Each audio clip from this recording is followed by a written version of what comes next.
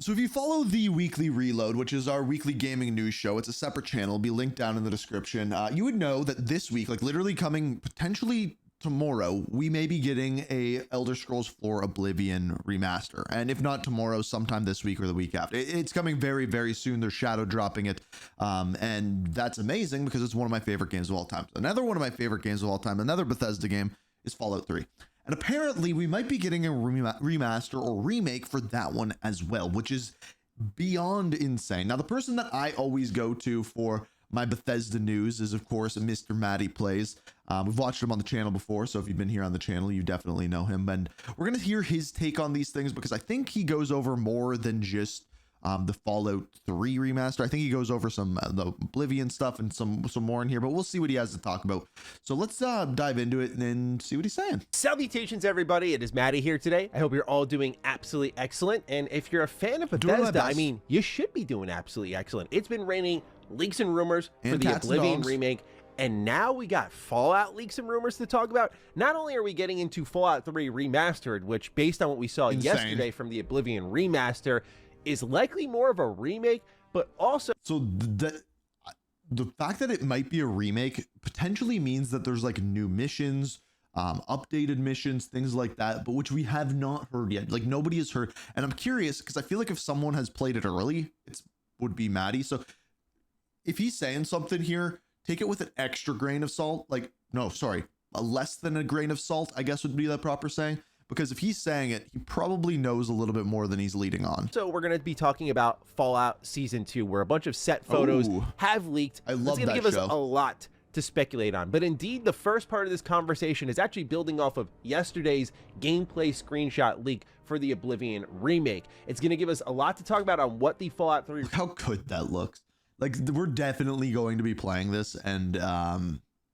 for sure. There's going to be some content coming to this. Looking like what changes I hope to see, but also when are we getting this thing, which is the most concrete piece of information we have after officially seeing the Oblivion remake. So ladies and gentlemen, a lot to talk about in the world of Fallout today. No doubt next week will be all Elder Scrolls constantly. So welcome on, welcome all. If you're a Fallout fan, I mean, you know how absolutely sickening I am with this franchise. Consider subscribing. Let's start off with the smaller part of the conversation, Fallout 3 Remaster. So, first question is, when's it arriving? Well, the FTC leak that we got a few years ago is more legitimate than ever, because on there we did see the Oblivion Remaster, and based on the leak we saw on Virtuoso's website yesterday, it is indeed being called Oblivion Remastered, and it is a real project. Now, so this is a bigger deal than I think a lot of people are saying. So Virtuoso, or however you say the studio, is the one that is working on the remaster of Oblivion.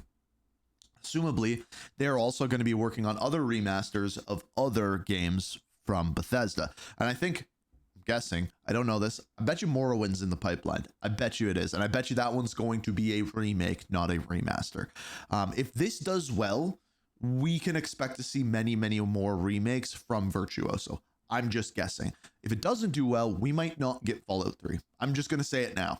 On that same FTC document, 2 years after the Oblivion remaster, was Fallout 3 remastered. And one of the key leakers behind Oblivion remake or remaster, what the hell ever you want to call it, I don't know, man. It does not look like a remaster to me. So I feel like I got to keep calling it remake. But nonetheless, one of the key leakers behind Oblivion was Nate the Hate, who gave us the release window. It was corroborated by VGC. He's been on top of it all. And he's also talked about what's next for maybe Virtuoso, but Bethesda certainly when it comes to the remakes and remasters. And that is Fallout 3. When asked just yesterday if it's still happening, he says it's planned, but won't be for a while. And someone else asked him, have you heard anything regarding the Fallout 3 remaster? And he says, it'll be a while before we see it. Now, in the terms of narrowing it. So the reason why I think that is because I think they're waiting to see how this does, right? Like you have to remember, like look at the long tail of Skyrim, right? Like they sold that game for 10 years after it launched on everything. You could play it on your fridge for God's sake. If they're planning on doing that and seeing how the long tail with a remake or remaster of Oblivion works, I'm very curious like what their numbers need to hit in order for this to be a success for them. Down. Not only do we see in the FTC document that it's about 2 years after the Oblivion remake / remaster, but also Nate the Hate is saying a similar thing as early as April. If we go back to this, like take a close look at this, right? Like this is just Bethesda properties, right? So we have Indiana Jones game, which we just got. Then we have Oblivion Remaster, so that lines up shortly thereafter. Online Starfield DLC, Doom Year Zero and DLC. So that's, I believe, the Doom game that we are getting next month. I don't know what the Kestrel is, but like, again, we're not going to know a lot of these names. Then we have Elder Scrolls 6. Then we have the Fallout Remastered. So there's a bunch of other stuff in there as well. Also, I don't see them doing like a Doom DLC that far after, but these are, yeah, the years are obviously like, it's not 2022, but I think you see here, like this right here combined with this here, like these have kind of lumped together are the current year that we're on. The Oblivion remake / remaster, but also Nate the Hate is saying a similar thing as early as April 1st, that Oblivion is coming first, which would be this year. It's getting shadow dropped as soon as next week, and that Fallout is maybe in another 2 to 3 years. Now, obviously, projects change, plans change. If we go back to the Project Alter leak from Reddit, we know that this was kind of a project that as they were working through it, it was described as they weren't sure how much into the remake category they were going to go into. Right, like now everyone's question right now. Before we even see the gameplay, how dialogue works, facial animations, that sort of thing, and of course combat, it feels like they've gone more into the remake territory. Now, we don't know if that's added a lot to their development timeline, but based on that post, they already said it would be, you know, late 2024 or early. By the way, like if you never played Oblivion, it is a huge game. Like not as big as Skyrim, but pretty close. And if they've like remake this thing, like this is going to be insane. 2025. Again, depending on what direction they went in. So Fallout 3, if he's using the terminology of like planned, like this is on the docket, I imagine this is going to be Virtuoso's next project. They've kind of found a home. This is exactly what I'm saying. Sort of Shadow of the Colossus style remakes. Like we already know they're doing Metal Gear Solid 3 later this year, and that's a pretty much faithful remake of that game. What we're seeing with Oblivion does seem to change things up a lot more, at least on a visual front, compared to what MGS is doing. But also when we looked at that gameplay leak of how blocking works, how stamina works, how archery works, the UI changes, it looks like it's going to be a more substantial change / remake. Oh, did he look at a bunch of, I guess he looked at a bunch of leaks on a different video. Work they're doing with MGS3. So with all of that in mind, and you go to Fallout 3, obviously first and foremost is it's going to be really interesting to see what that game looks like with modernized graphics. It was a game that when I first played it, many of you know this, but I hated Fallout 3, which is hilarious. I didn't know that. Now. It's a top 3 game of all time for me, but I hated Fallout 3 the first time I played it. I thought it was ugly. I didn't get it. Thought it was boring. Put it down. Friend in middle school. Like the second I was in that vault and then I came out of it, went to the Super Duper Mart, the Raiders react to me. I like just immediately intrigued by this world. Convinced me to try it again. Bought the Game of the Year edition, and the rest is obviously history. Just fell in love from there. But Fallout 3 is a very brown video game, and I'm curious if they go the opposite way. Because one thing we saw in the Oblivion remake is they kind of lowered the saturation in certain screenshots, potentially. Some have argued, and I think it's a fair argument, that it's like the time of day that the screenshot was taken in, but there's definitely a lesser amount of color in exchange for more foliage, more rocks, more environmental clutter, that sort of thing. But no denying that they kind of grounded a little bit of Oblivion's fantasy feel into a more realism-driven game. Again, just on the visual front, based on what little screenshots we've seen.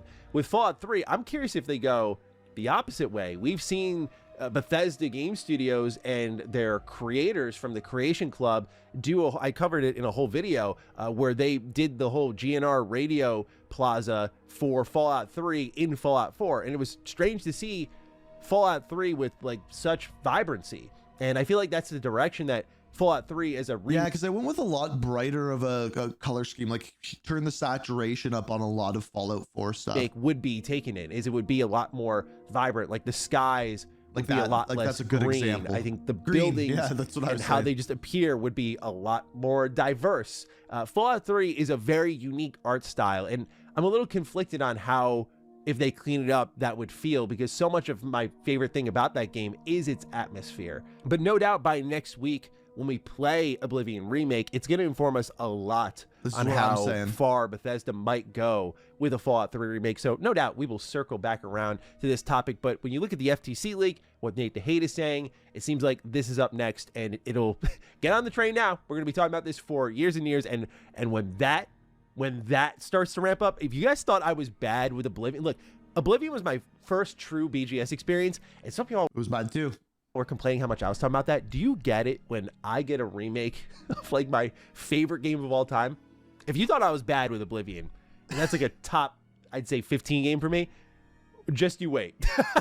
Just you wait. I think I like Oblivion a little bit better than Fallout 3, but Fallout 3 is very, very close for me. There's certain missions in Fallout 3, like the one where you go in like the suspended reality thing and you go in and find your dad. One of the best missions of all time. In fact, when I was in like grade 10 or 11, we had to write a short story in English. And I literally just stole that mission. I rewrote the entire thing. And I think it's like probably the best mark I ever got in English because I actually wanted to write it. Just changed the names of characters. I think I didn't make it my dad. I think I made it like a brother or something like that. But yeah, just rewrote that mission. And then like there's like places like Little Big Town in that game. Ooh. Anyway. It's gonna be awful for you. But now let's move on over to season 2 of Fallout, because for those of you who don't want anything spoiled, this is a pretty good time to click off the video. But for those of you who are cool about knowing what's maybe going on with Fallout season 2, who's going to appear? Great news for you if you're out there chanting Ave, true to Kaisar, because ladies and gentlemen, the Legion is back, as we can see here in this set photo. All of the Legion is cool there. We can also see this one here like that someone Vegas. sniped on what they described as their morning walk, which I would lose my mind. Like, how are you so casual about that? I would lose my mind. I'd be like, yo, that's the Legion. What's going on? We also got this shot here. It's the NCR, and that is the same exact outfit from New Vegas. So I look at that, and the first question costumes are on point. You ask is, based on what we saw in season 1, like the NCR is in a pretty piss poor state, right? So is this a flashback? My guess is yes, because the key thing that I want you all to pay attention to as we go through a lot of these set photos is the cleanliness of the outfits, the cleanliness. Okay. What they need to do for at least one episode of this new season is they got to go into a new vault. They have to have like one episode that's dedicated, just call it like Vault 117 or something like that. And they go into the vault and it's like a new experiment and they're discovering what it is just for like one episode. I think they should do like one episode a season that's like that. Of the props. Now, obviously, editing can do its thing. Post-production can do its thing. But when you look at the NCR here, like that armor's clean. That armor's slick. Very nice looking. Same thing even with the Legion. So as we've seen with prior set photo leaks for season 2 of Fallout, a lot of it has been, for example, the strip, but a lot of the props for the strip, especially as we're going to show you here in a moment here, are very clean. They even like did cars, like Corvega cars that were very clean as well. They're doing all this because they're going to flip back and forth between pre-war or at least some sort of flashback sequence and what's happening now. I mean, we know what happened to the New Vegas Strip based on the final credit scene for season 1. Obviously, we also saw that the NCR is very scattered. Now, something Todd Howard and a lot of the Fallout TV crew has been saying is that, you know, the NCR can be prominent in different areas. So it's also possible that the NCR is in a much more powerful state somewhere else and are on their way to insert themselves into the season 2 conflict. Well, it's certainly, we know the NCR is a much, much bigger thing in the Mojave, right? So that would make sense as well if it's not a flashback, that they have way more of a presence there. I could also see this, though, when you see the Legion and you see the NCR. This could definitely be a moment where it's kind of flashing back to the battle for Hoover Dam and implying who the victor may have been. I mean, they've been very clear they don't want to do that, but I just don't know how you tell this story in a very definitive, interesting way if you are just dancing around the ending of New Vegas. I'm still a believer, and, you know, I'm going to go in with high hopes for season 2 because season 1 knocked me on my ass, but I am going in with the level of like, I don't know how you do this without picking an ending and make it all feel good. It's a serious challenge that I think avoiding it, like I would prefer they pick a canon ending personally, but nonetheless, we are going to see the Legion. And of course, we're going to see the NCR in season 2, but based on their garb and how many there are, I feel like it might be a flashback to maybe events happening during New Vegas. More set photos. But we also got a lot of set photos, set decorations, a Silver Rush gambling hall. There's my goat Walton Goggins there with his thumb up. Best That's the Vault character in Boy that first right season. there. We love to see that stuff. We get Robert House and the Lucky 38. You never know. I mean, so House being in there is freaking awesome. look at all these beautiful, but yet again, clean set decorations. We see even slot machines here. More and more slot machines. Whoever is in charge of this stuff is nailing it. And the set decorating. I thought this one here was also really cool because it says See Lake Mead. Thought this was cool because you even see the B-29 flying in the photo there, which is a little nod to obviously the crashed B-29 that you would find at the bottom of Lake Mead if you go there in Fallout New Vegas. There's even promotion for the tops here. Frolic, thrill, relax, enjoy, come and let loose and get crazy. So a lot of the standard stuff you'd expect, but again, pretty clean because what we've seen from prior set leaks is that there's going to be a lot of pre-war strip sequences. Now, what was also interesting was people seeing props that reflect real world brands. Like Fallout has a lot of parallel brands that kind of represent in a comedic way, a dark Are we talking product placement here? comedic way, the things we see in our real lives. But you see TWA Departures. TWA is a real brand, the Trans World Airline, before it got absorbed into American Airlines based on what I was reading. And then here's a Ward That's not Air product Canada placement. plane as a prop on set, and that is Ward Air Canada? Is that what Air Canada used to be? another real airline, or was. I personally, I don't fly in Canada often. I'm from the United States, you know what I mean? I am Ladies in and gentlemen, Canada. a lot I've of people never look heard at of this it. like, why are real world brands in my Fallout? There was great speculation on the Reddit thread that I kind of agree with, which is just the idea that this will likely be changed in post-production. I wouldn't really worry too much here, Could but be, the yeah. idea is that there is an airport, and I think of the McCarran International Airport based on the slot machines we're seeing posted up here as well. A lot of people, like myself, immediately thought Strip, but then I see those slot machines, the jackpot machines, and then I see an airline, and I think about what you see in the entryway to Camp McCarran, obviously the airport converted into NCR Camp, and now when you enter the building, make a there lot are of slot sense. machines, and again, it was formerly an airport, so found that one to be really interesting. There is also this travel services board here. The most interesting thing to me was here at the bottom where it says additional services. Reserve your spot in Vault 21 today. Poseidon Energy fuel ration plans. Travel smart. Prepay for gasoline before the shortages hit.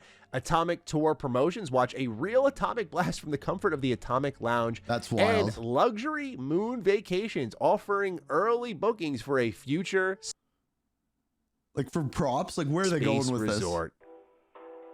One thing that was also picked up on in some of the set This is what I'm shots talking was about.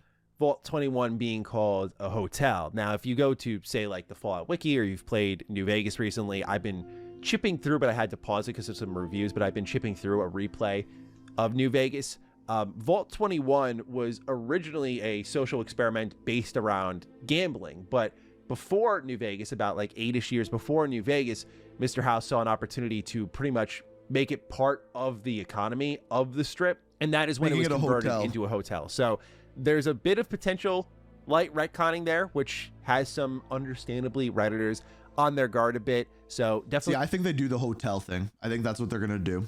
something to be on the lookout Like a for. hotel designed after a Otherwise, vault. some really nice window decorations here, just continuing on.